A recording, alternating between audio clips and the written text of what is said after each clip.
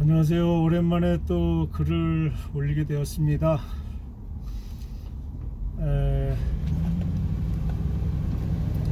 그동안 올리지 못했던 여러 가지들을 제가 또 생각해보고 간략하게 종합 정리 차원에서 한번 또 쫑알쫑알 한번 해보겠습니다.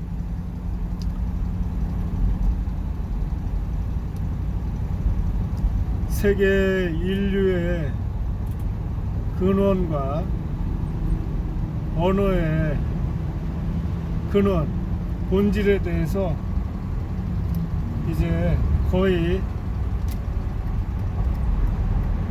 실마리가 잡혔습니다. 거의 이제 눈에 그 답이 보이는 것 같아요.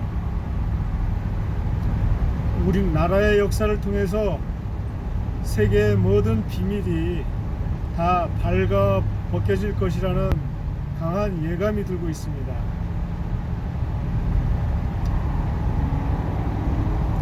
우주 창조부터 시작을 해서 우주의 멸망까지, 즉 존재의 시작부터 존재의 마지막까지,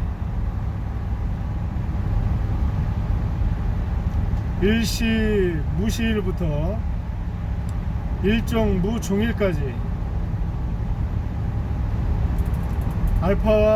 알파부터 오메가까지 라고 이야기할 수는 없겠네요. 감히 하나님을 그런 거는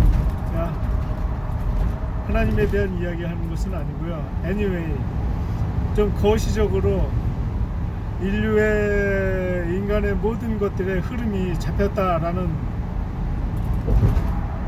것을 말씀드리려고 하는 겁니다.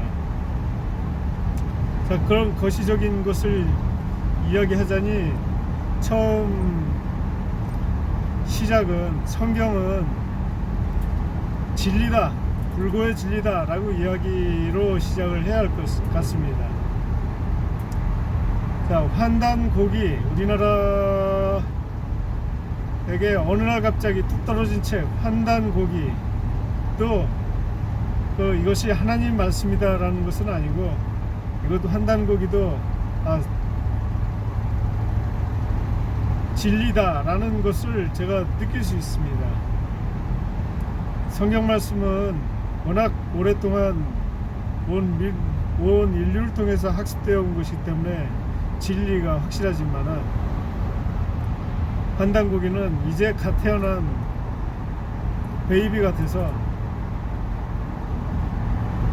널리 퍼지진 않았지만, 저같이 우매한 자도 보고서 진리가 확실하다 라는 느낌을 받았으니까, 여러분들도 시간 나면, 저는 환단고기를 읽어볼 시간은 없어요. 하루 밥버릇 먹고 살기도 힘든데 그런 거 전문서적까지 볼 여력은 없고요. 유튜브에 떠도는 좋은 분들 강의하는 걸 통해서 나름 생각하고 정리할 뿐입니다. 자, 성경이 진리라는 것은 그 증거가 분명합니다.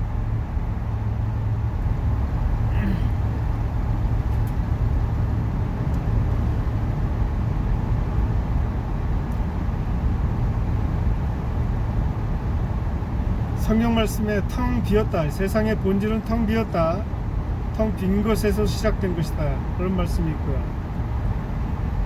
바람이 불고 이리로 불고 저리로 불어서 또 다시 돌아오는 것을 아느냐? 이거 그냥 쉬운 말 아닙니다. 인간이 쓸 수 없는 말이에요.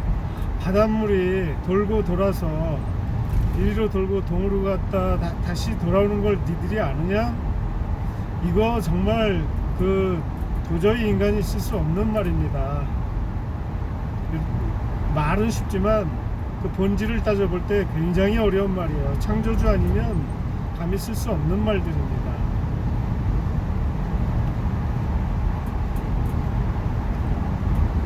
그리고 제가 아주 좋아하는 문구 중에, 태초에 하나님의 보이지 않는 것들, 능력과 신성이, 하나님의 엄청나신 그 능력과, 예? 신의 능력을 한번 생각해 보세요. 엄청난 그 능력과 신비로운 성품, 하나님의 성품은 굉장히 신비롭습니다. 아주 신비로워요. 그 누구도 이야기할 수 없습니다. 하나님의 성품에 대해서 아주 신비롭다는 것이 정확한 표현입니다. 하나님의 성품을 이야기할 때 아주 신비롭다고 할 수밖에 없어요. 그 신비로운 능력이 보이는 것들로, 우리 눈에 펼쳐진 이 모든, 보고 듣고 느껴지는 모든 것들로, 보이는 것들로 다, 전부 다 보여서, 뭐 감춰진 게 없이, 어떤 성품 하나 감춰진 것이 다 분명히 보여서 완벽하게 보여줬다는 이야기예요. 보여서 다 알게 해놓았다. 엄청난 이야기입니다. 그래서 이 시대에 좋은 미디어를 통해서 저 같은 사람도 감히 하나님의 엄청난 신비로운 능력과 성품의 그 모습을 이렇게 볼 수 있다고 생각합니다.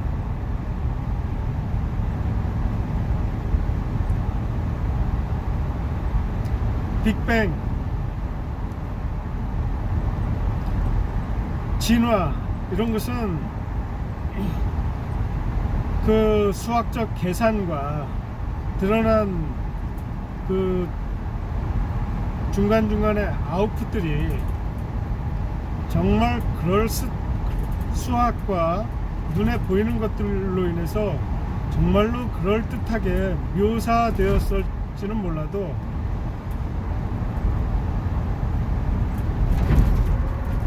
신의 능력, 신비로운 신의 능력이라는 그 팩터 값이 빠져 있습니다. 그래서 단 한마디로 그냥 99% 근접했을지 몰라도 뻥이야 라고 이야기할 수밖에 없습니다.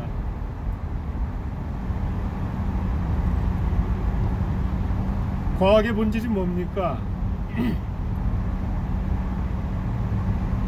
하나님의 보이지 않는 이 신성의 결과물들을 하나씩 하나씩 우리 눈으로 보아서 알게 하는 그 부분에 코끼리, 장님이 코끼리 거달기식으로 하나씩 하나씩 보아서 알아가는 과정, 하나님의 능력과 신성을 하나씩 하나씩 그 결과물들을 알아가는 과정이 과학입니다. 과학을 다른 말로 표현할 수는 없어요. 이 세상 창조의 또 다른 그 본질의 메커니즘은 수학인데, 수학의 본질이 뭡니까? 미려한 규칙을 갖는 곡선의, 거의 무한대의 그 곡선의 궤적들과 거의 무한대의 규칙성, 수라는 개념의 규칙성을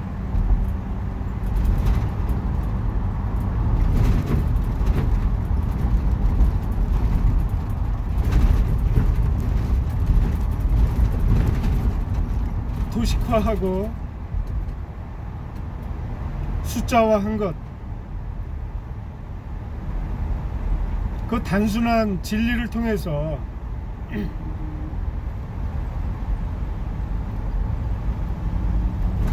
일묘연 만왕막내다 하나가 묘하게 넘쳐서 만왕만내가 되는 거예요. 만 가지가 생기고 만 가지가 없어지는 겁니다.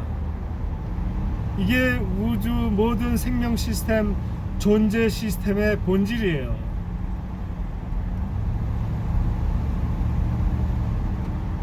성경 말씀과 우리나라 고대 역사서의 그 철학이 그대로 일치하고 있습니다.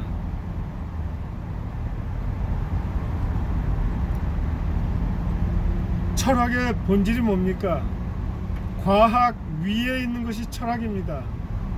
과학은 부분이에요. 철학이 더 상위 개념입니다. 철학은 뭐 공자니 맹자니 부처니 뭐 이런 사람들이 성인으로 추대받기까지의 과정에 무엇이 있습니까? 그들이 아는 세상, 보여지고 들려지고 느껴지는 모든 세상 본질의 물질적인 것과 정신적인 세계를 다 그 개념 하나의 작은 개념 하나를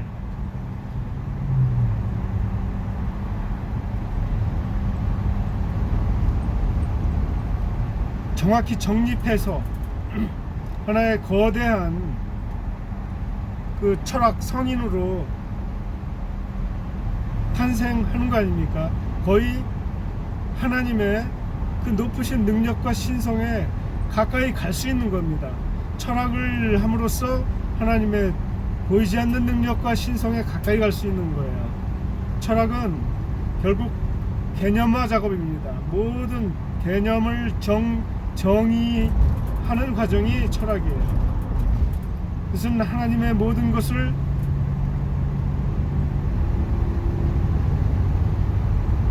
하나님의 눈으로, 하나님의 잣대로 그것을 들여다보고 판단을 내리는 지혜가 생기는 것, 그것이 철학입니다. 또 다른 인류의 종교적인 문명이 또 본질이 뭡니까? 종교죠. 종교는 뭡니까? 하나님께 태초에 우리 민족이 아담 할아버지께서 하나님께 생명 주심에 감사하고 만물 주심에 감사해서 항상 그분의 높으심과 아름다우시고 숭고하시고 말로 표현할 수 없는 그분의 모든 것을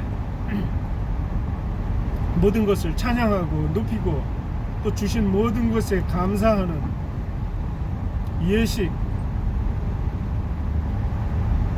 그것이 모든 종교의 태 아닙니까? 본질, 시작이에요.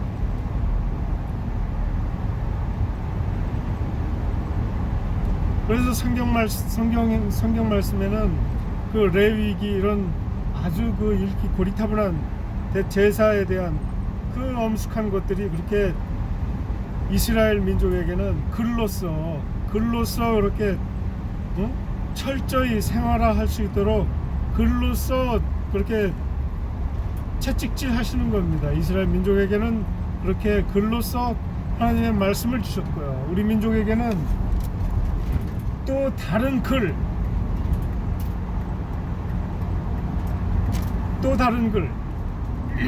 뭡니까? 우리 눈에 보여지고 들려지고 느껴지는 이것이 하나님께서 우리 인간에게 주신 글입니다. 성경이에요. 꼭 글로 안 주셔도 이 보이는 것들이 성경책 이상의 글입니다. 다 보여지는 것을 통해서 들리고 느껴지는 것을 통해서 내가 하나님을 알고 하나님의 본질을 항상 생각하고 느낄 때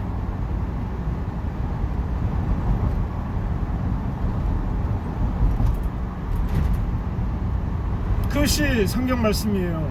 우리 민족에게는, 대제사장에게는 따로 글이 필요 없는 거예요. 왜? 생활화가 되어 있는데 철저히 그 민족, 그 피 속에 하나님께서 DNA에 그 피에 딱 넣어 두셨습니다. 제사장 그 족속은 하나님께서 그렇게 직접 들어서 쓰시는 민족이에요. 책이 필요 없습니다. 글이 필요 없어요. 우리 민족이 태초부터 하나님과 그렇게 착 달라붙어서 살아왔습니다. 그것이 의복에서 그대로 나타나잖아요. 상두에서 상투와 흰 의복과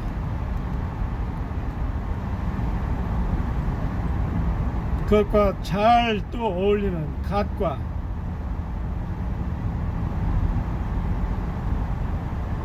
이 세 가지만 봐도 우리 민족이 대제사장의 뼛속까지 대제사장의 민족이라는 것이 보여지는 거예요.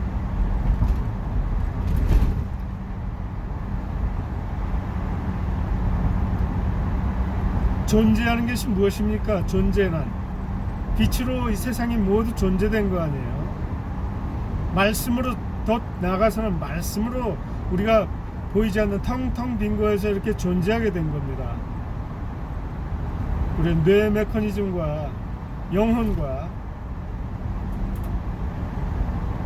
육신과 물질을 이루는 수많은 그 원자들이 다 말씀으로 그렇게 존재된 것들 아닙니까?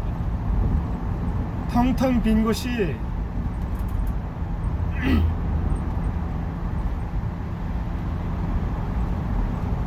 존재로 나타난 것이 이게 얼마나 큰 아름다움이고 영광이고 감사입니까?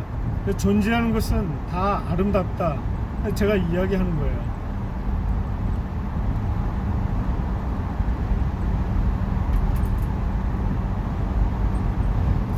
자, 환단구기에 테오보키와 여호와에 대해서 나옵니다. 동서양을 막론하고 8,000년, 9,000년 전을 거론하면서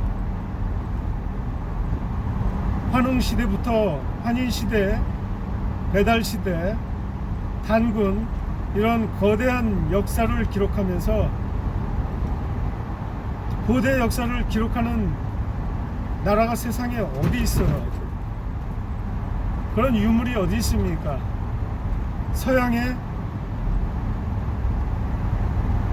걔네들은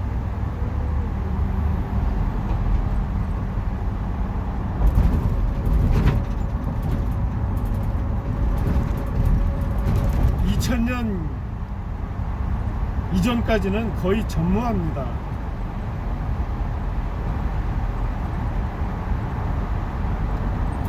(4대) 문명지 플러스 수메르 문명,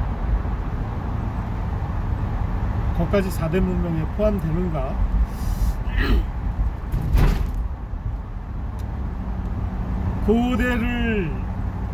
고대의 유물과 유적과 기록에 대한 것은 태산 동쪽 편에만 있습니다. 주로 그 홍수 이전의 시대를 거론하는 책은 오로지 이 세상의 역사에서 환단고기밖에 없습니다. 이것은 우리 민족에게 주신 하나님의 또 다른 진리를 기록한 책이에요.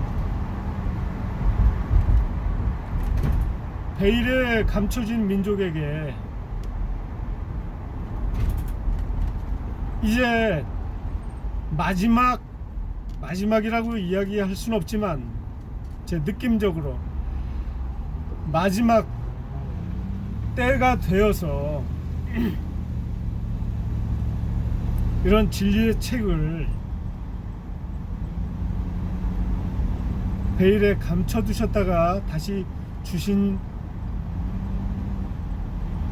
것으로 생각돼요. 천부경,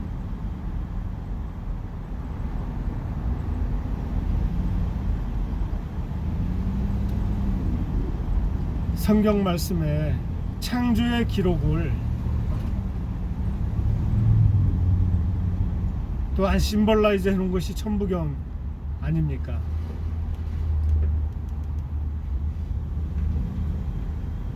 많이 더 고민해 봐야 되는 그런 겁니다.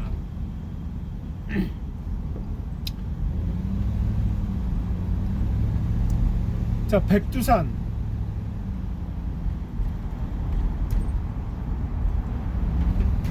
이곳이 노아 할아버지가 태어나신 곳입니다. 백두산 환단고기에 그렇게 나와 있다고 합니다. 그래서 풍산으로 가셨다가 중국 산동성 미산현에 묻히셨대요.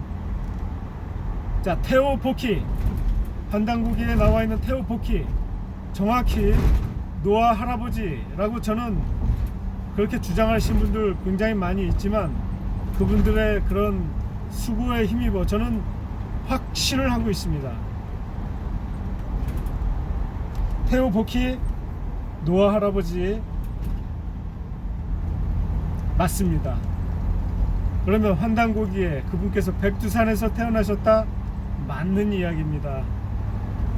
그러면 저 지금 메소포타미아 문명,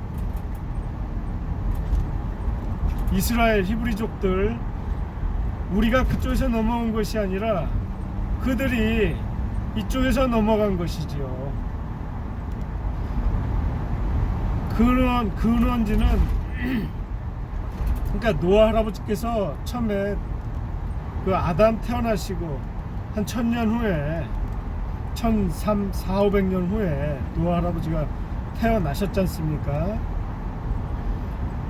그 1400~500년이라는 긴 세월 동안 노아 할아버지도 세상 여기저기에 그 많은 흩어진 민족과 함께 그쪽에서 태어나신 거예요. 백두산에서 태어나신 겁니다. 그리고 600년을 지나서 홍수를 맞으신 거예요.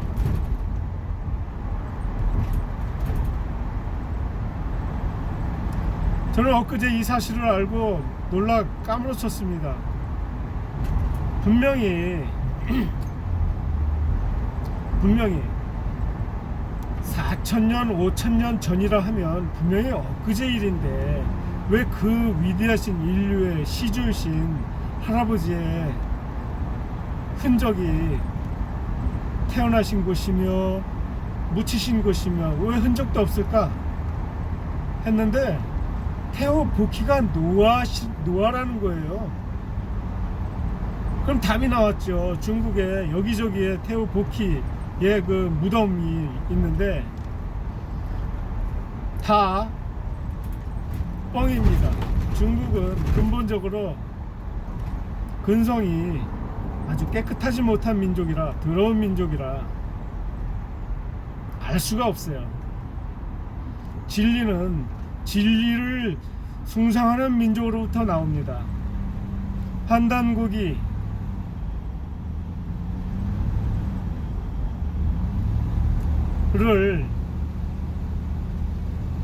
믿어야 되지 않겠습니까?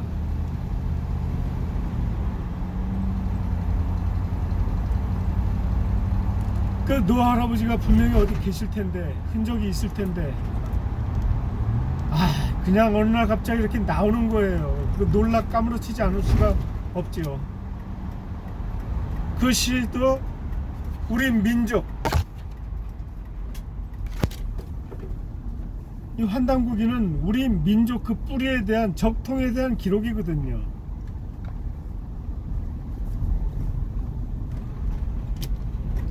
노아 할아버지가 왜 거기에 딱 나오십니까?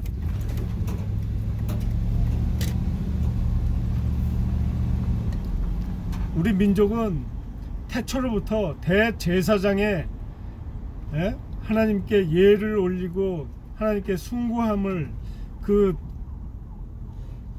중심에, 온 민족의 중심에 서서 중심을 바로잡도록 하는 그 민족, 제사장의 민족이었기 때문에 우리 민족이 그렇게 이어져 내려온 것이고 그 흔적이 있을 수밖에 없겠는데 하는데 이렇게 나온 겁니다. 이게 믿어지지 않으십니까? 참.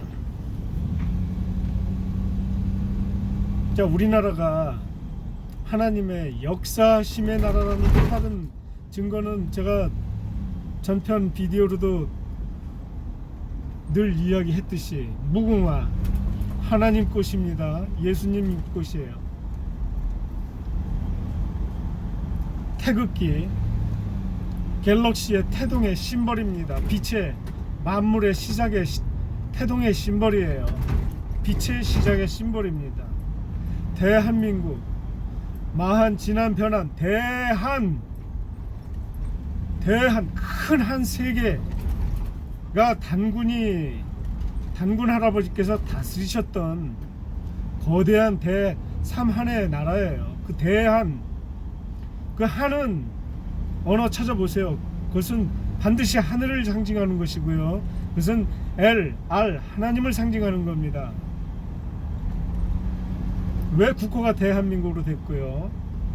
국가 하느님으로 시작해서 무궁화 예수님 하나님 꽃 삼천리 방방곡곡에 깔아놓은 나라입니다. 이 땅이. 그런 나라가 어디 있어요. 세종대왕을 통해서 물론 한글, 한문, 영어, 뭐 다른 나라 말 다 각각의 그 하나님께 주신 다 언어 창조의 능력으로 인해서 만들어진 말이기 때문에 다 신비롭긴 하지만 본질을 보자는 이야기예요. 예? 우리나라 한글과 우리가 쓰는 이 말의 그 본질을 보자는 이야기예요. 다른 나라 말과 다른 나라 글 다 훌륭하고 신비롭습니다. 때로는 프랑스 말, 뭐 똥샹숑항 뭐 아주 예술적인 느낌이 들죠. 하지만 본질적으로 보자는 얘기예요. 본질에서 다 파생된 얘기고요. 조금 어리숙하게 얘기하면 다 병신 같은 발음들이에요. 병신 같은 발음들이 그 예술로 그 나라의 어떤 독특한 거로 승화된 것들입니다. 네? 본질은 말이 분명하고 또렷또렷해야 되는 거예요. 우리나라 말처럼 모든 것을 다 표현할 수 있는 정통을 갖고 있는 것들이에요. 우리나라 말은요, 아담 할아버지가 직접 쓰시던 말입니다. 저는 확신을 합니다. 아담 할아버지 하나님께서 직접 아담의 머릿속에 콱 집어넣으신 말이에요. 우리나라가 쓰는 말이 뇌, 산, 들, 강, 산, 목, 귀, 코, 득, 자, 서, 뛰어, 와, 뭐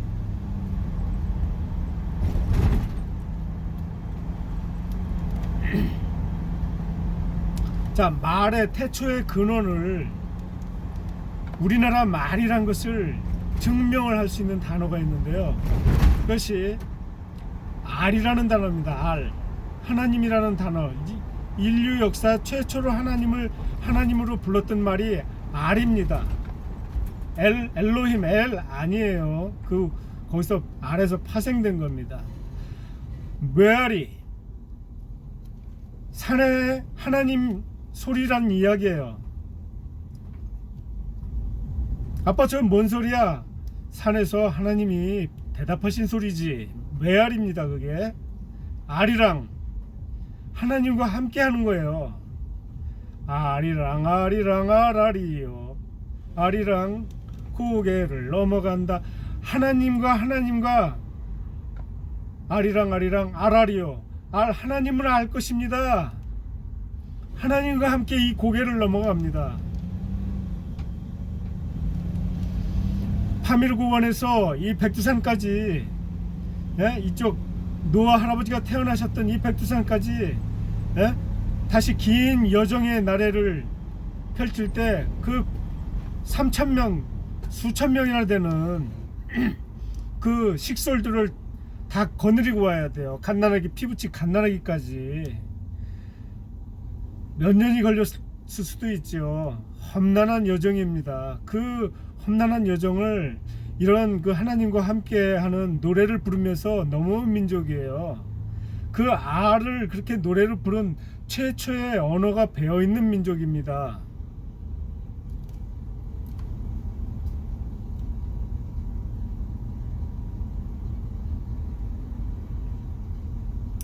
제가 영어 노래, 뭐 프랑스 노래, 또 중국 노래도 며칠 전에 이렇게 들어보면서 본질성을 두고 비교를 해봤어요. 그 감성과 느낌을 비교를 해봤어요. 아닙니다. 우리나라의 이 말과 글에는 범접할 수가 없어요. 그 본질을 보면은 범접할 수가 없어요. 정확히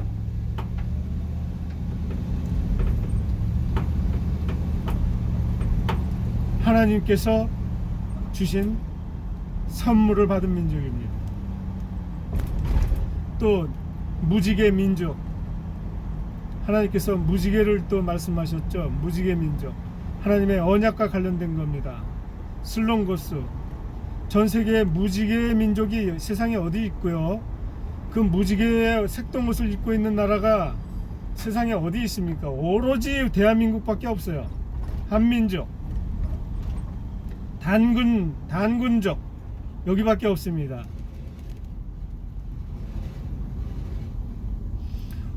우리나라가 지금 다시 이렇게 무지개가 떠오르듯이, 무지개는 분명히 하나님께서 민족을 비유로 말씀하신 거라 저는 생각됩니다. 민족, 그리고 이 무지개의 민족을 두고 말씀하신 거라고 저는 생각이 돼요. 일제 암흑기는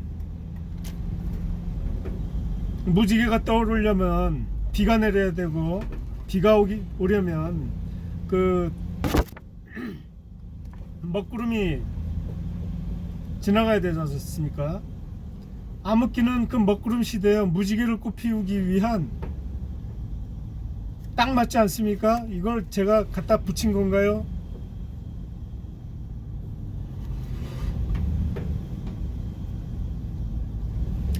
그리고 또 마가 있고 파미르고원, 우리가 파미르고원에 졌죠. 파에 대한 어원도 찾아봤어요. 엉뚱합니다. 제가 볼 때는 파미르고원의 그 파가, 전 세계에서 파라고 발음하는 나라가 있는 민족이 언어의 인류의 시조입니다. 파미르고원에 파가 많이 난다고 하죠. 그 파의 그 파 발음을 우리가 파 그대로 쓰고 있는 민족이 세계에 어디 있어요? 오로지 유일하게 우리나라입니다. 파미르고원. 또 마고성, 그 파미르고원 마고성에서 그 노아 할아버지와 그 와이프 여호와가 계셨지 않습니까? 여호와, 인류 시조의 대조모 할머니예요. 그 할머니의 그 권위와 그 위엄이 얼마나 대단했겠습니까? 그 후에 수백 년이 흘러서 다른 민족들이 그 여호와께서 하신 그 옳은 이치에 맞는 행동으로 민족을 다스렸는데, 다스리는 과정에서 어떤 민족은 처참한 광경을 또 맞이해야 될 거 아닙니까? 그만큼 그 여호와의 그 권위는 대단했을 겁니다. 우리나라에서도 그분에 대한 그 권위와 그 존귀함은 대단했을 거예요. 그 할머니께서 성격이 좀 굉장히 거칠으셨을 수 있을 거라는 생각도 드는 겁니다. 굉장히 위엄이 있고